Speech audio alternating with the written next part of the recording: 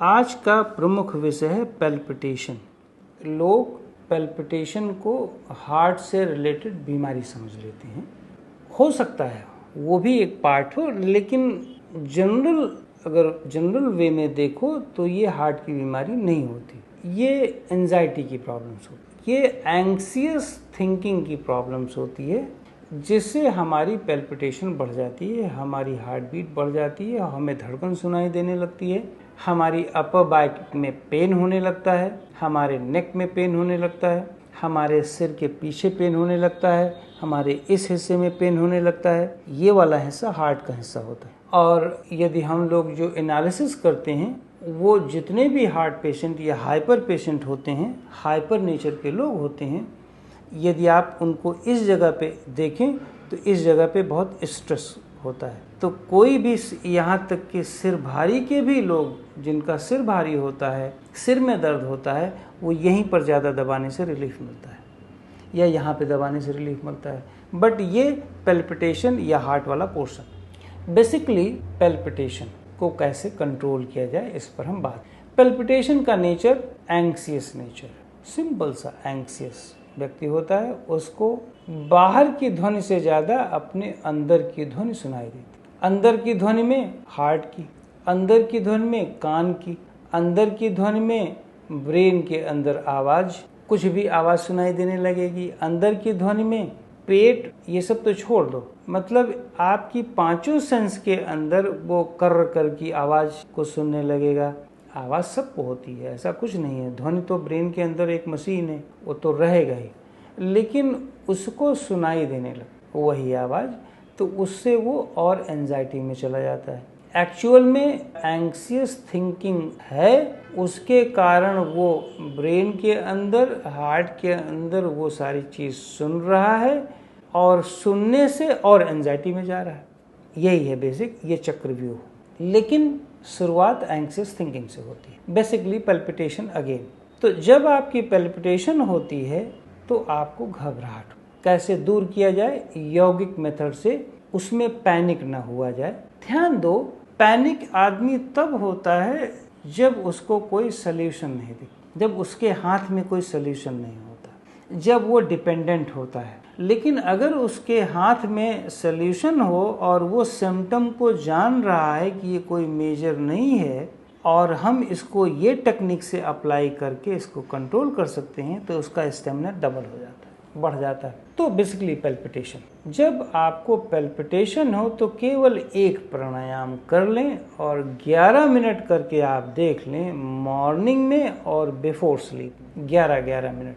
कोई आसन करने की आवश्यकता नहीं, कोई बहुत दौड़ने और भागने की आवश्यकता नहीं। जो नॉर्मल रूटीन में वॉक करते हैं, 5000 स्टेप, 5000 स्टेप, वही एनफ है।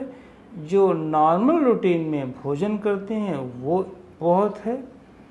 लाइफ को बहुत चेंज करने की ज़रूरत नहीं, केवल मॉर्निंग में और बिफोर स्लीप में 2 बार प्राणायाम करना है और एक ही टाइप का प्राणायाम। वो क्या करना है मैं आपको बता दूं। लंग्स, जब आप सांस को फुलाएं, जब आप सांस अंदर लें, ध्यान दो कौन सा प्राणायाम करना है, ये महत्वपूर्ण है, ये मैं बताने चल रहा हूँ। पहले आप ब्रीद इन करें, स्लो सांस को अंदर करें और स्पीड आपकी स्लो होनी चाहिए।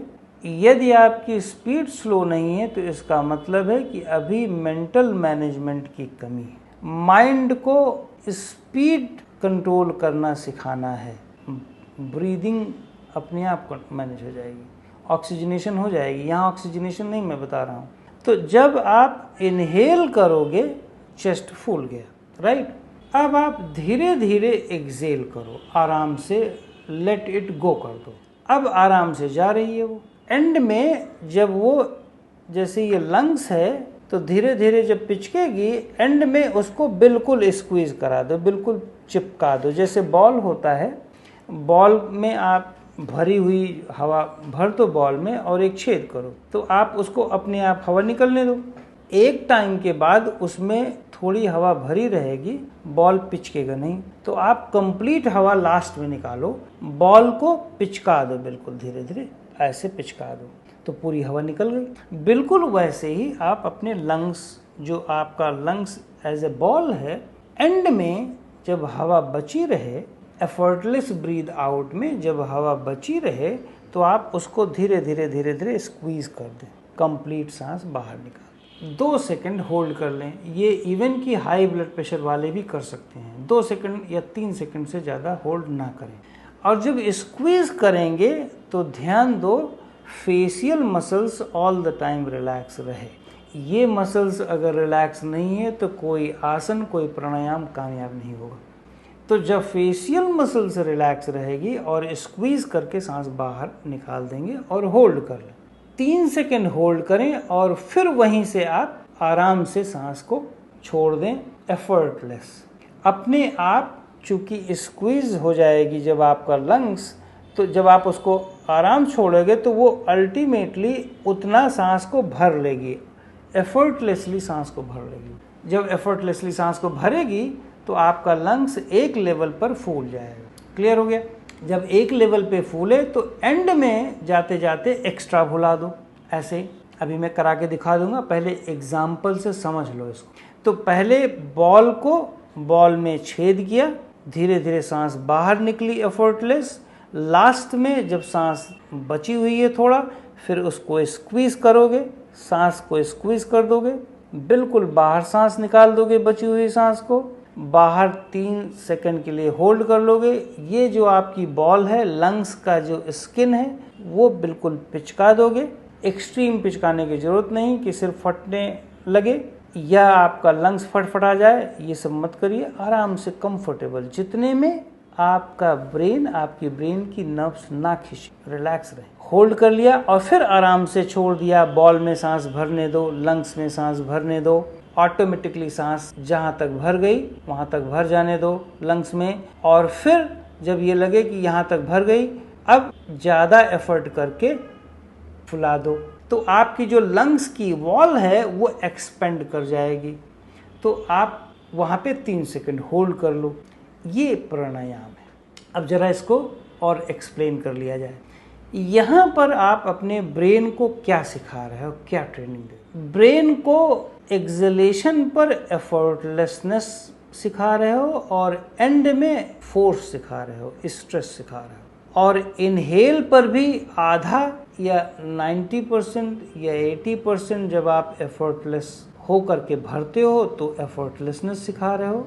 एंड में आप एक्सपेंशन भी सिखा रहे हो। तो ब्रेन में एट ए टाइम 4 चीज जा रही है। एक्सलेशन में एफर्ट, एफर्टलेसनेस और एफर्ट।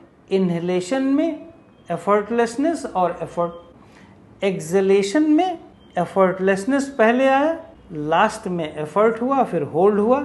इनहेलेशन में एफर्टलेसनेस पहले आया, लास्ट में एफर्ट होकर के फुला लिया और होल्ड हो गया। ब्रेन में ये 4 कंसेप्ट जा रहा है। ब्रेन के सेल्स इस 4 कंसेप्ट से अपने आप को ट्रेन कर रहे हैं, माइंड ट्रेन हो रहा है। ये पूरा सॉफ्टवेयर का हिस्सा आपका डेवलप हो रहा है। आप लंग्स को ट्रेन नहीं करा रहे, एक्चुअली आप अब ब्रेन के सेल्स की ट्रेनिंग कर रहे हो, जो सेल्स आप देख नहीं सकते।